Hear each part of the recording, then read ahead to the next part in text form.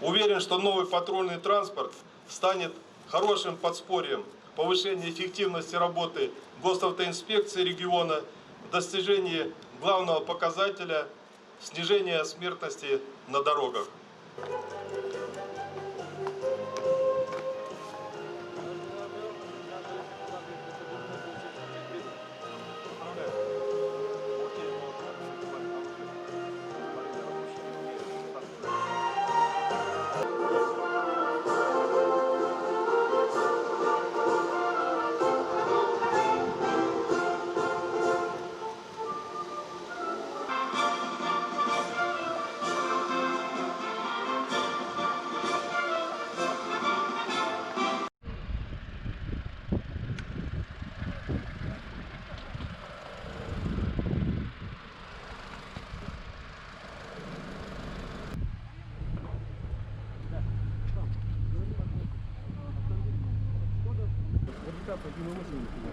Один 1,8 где-то, 1,8, чтобы отопреться равно идет.